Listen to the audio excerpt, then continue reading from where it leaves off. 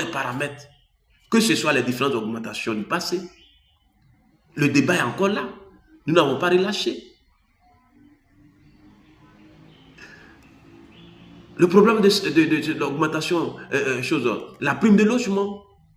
Il y a beaucoup de choses. Et quand nous rassemblons tout ça, nous allons avoisiner les 300 000 comme les autres. Les 280 000. Ces documents, nous les avons préparés. Et nous sommes allés au séminaire de Yamoussoukro, nous en avons parlé. Un peu, nous avançons. Donc, nous devrions lutter maintenant pour que le séminaire de Yamoussoukro puisse prendre forme. Il faut que ça puisse prendre forme. Et qu'on commence à mettre les institutions créées en place pour le bonheur des enseignants et personnes privées laïques de Côte d'Ivoire. Parce que souvenez-vous que depuis lors, la CCN n'existe plus. Commission consultative de l'enseignement de l'éducation nationale. C'est un conseil qui regroupe et les religieux et tout le monde. Mais ce conseil-là a disparu depuis les années 90, je pense bien. Ça n'existe plus. Il n'y a que le SPCN, le secrétaire permanent, qui est du gouvernement, du ministère. Donc, comment on peut véritablement poser les problèmes de l'enseignement?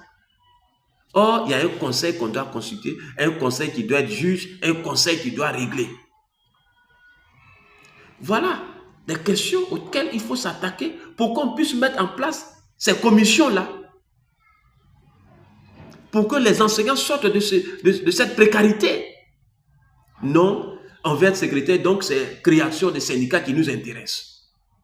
Et on vilipende. Tu veux créer, tu vas doucement, tu crées. Il ne faut pas nous vilipender, il ne faut pas essayer de parler mal de nous. Alors donc, chers enseignants, chers personnels qui sont là de Côte d'Ivoire, je voudrais vous dire cela. Je vous ai fait vraiment ce large discours, ou bien ce large speech, parce que vraiment, si je ne dis rien, c'est comme que tout ce que le camarade parle, il dit à nos mêmes membres là, c'est réel. Le MEF-SIL n'est pas là pour assassiner les enseignants. Bien au contraire, l'avènement du MEF-SIL a porté, parce qu'aujourd'hui nous figurons dans le livre des catégories de l'État de Côte d'Ivoire, dont nous ne sommes pas dans l'informel. Et c'est en cela nous voudrions maintenant qu'il y ait une formation adéquate, que n'importe qui ne rentre plus dans notre milieu. Parce que, au fait, c'est parce que n'importe qui rentre dans notre milieu que ce problème-là existe. Parce que lui, il sait comment il est venu. Ce que vous faites là, ça ne l'intéresse pas. Donc, j'interpelle en même temps le ministre et le ministère pour leur dire la formation des enseignants et personnel privé laïque de Côte d'Ivoire doit véritablement changer. La formation nous donnée par la DEP n'est pas une formation adéquate.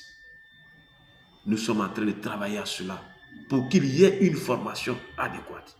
Pour ne pas que, et même les recrutements, c'est pourquoi nous avons créé la CISEPSI, un centre de recrutement. Mais combien d'enseignants sont venus s'inscrire pour pouvoir être recrutés dans les normes? Mais nous-mêmes, on veut ça et là. Mais quand on va toujours permettre des gens, des étudiants, qui après leur licence viennent, on les recrute à tout bord de chemin pour venir travailler, notre travail sera toujours cafouillé. Mais il faut qu'on mette des balises, il faut qu'on canalise tout, pour que nous puissions avoir le privilège qui est le nôtre. Pour être enseignant au public, il faut passer un concours et être formé à l'INS. Mais pour nous, pour être soignant, il faut faire une formation pour avoir le diplôme et puis chose. Mais pour nous, nous avons commencé à grimper l'arbre par... Nous avons commencé à grimper l'arbre par le feuillage. Donc, quand on commence à grimper l'arbre par le feuillage, voilà tout ce qui résulte. Il n'y a pas de fondement. Mais c'est à nous, ensemble, mettre dans la main, que nous allons véritablement corriger ça. Parce qu'au même moment qu'on demande une meilleure situation, au même moment, il faut que les choses soient respectées. Qui doit bénéficier de temps et non des recrutements hasardeux ou bien des recrutements de complaisance. Donc, on est en train de travailler à cela. C'est l'occasion pour moi de dire aux uns et aux autres, le MEF-SIL est engagé. le verre est dans notre verre. Essayons d'éliminer le verre nocif qui est dans notre verre, qui veut, ma foi, nous créer des problèmes pour que nous nous mettons comme un seul homme. Yoboué l'a dit. Il a dit que je vais former les gars en créant des plateformes, je vais les former, puis je vais les redéverser au MFCL. Chers camarades, je compte sur ta bonne foi, je compte sur ton sens, ton bon sens, parce que tu es un homme. Un homme, on doit être un homme de parole. Il faut déverser tout ce que tu as formé par le biais du MFCL dans le MFCL. Que de prendre le MFCL comme ton adversaire et de le vilipender partout. Oui, ils sont allés signer la mort des enseignants. C'est comme nous ne sommes pas aussi enseignants. Moi, je suis enseignant créé en main. Donc, je ne peux pas aller signer la mort des enseignants. Mais c'est proportionnel. Chaque chose a son temps et chaque chose a son domaine. Là où on débat des problèmes de salaire, c'est ce que nous sommes allés faire à Yamoussoukro. C'est le séminaire. Et non à une rencontre où on dit l'État a fait une augmentation. Venez, on va partager les taux. Ce n'est pas là-bas où vous allez débattre de votre salaire de base. Ça, c'est compréhensif. Et je pense que tous ceux qui ont suivi cette vidéo-là vont le comprendre. Partagez cette vidéo pour que véritablement l'ensemble des enseignants et personnes privées de Côte d'Ivoire sachent que le MFCL est là, est le premier rempart.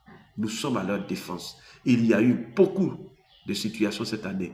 Nos différentes cellules, cellules d'assistance juridique, l'ISEPSI, chose qu'on appelle l'IS, l'inspection syndicale. Nous avons mis toutes ces structures-là en place pour parfaire. Et l'inspection syndicale, c'est d'aller inspecter dans les différents établissements pour voir ce qui est fait. Parce qu'au jour d'aujourd'hui, il y a des établissements qui évoluent sans personnel en CDI. Donc, nous avons créé ces structures-là pour booster, pour, ma foi, véritablement réveiller. À vous, enseignants, c'est pour vous que nous sommes en train de parler. Pour vous et pour nous, parce que je suis dedans. Mais si vous n'êtes pas actif, comment on peut arriver? Si vous ne vous battez pas à nos côtés, comment on peut arriver? Donc, mettez-vous à notre disposition pour que nous puissions partir et aboutir là où il faut. Il y a un nouveau ministre, il faut qu'on attaque le problème. Nous attendons un bureau national. Quand le bureau national va finir, nous allons commencer, nous allons lancer pour que véritablement les résolutions de Yamoussoukro là, qu'on commence à mettre ça en place. C'est la voie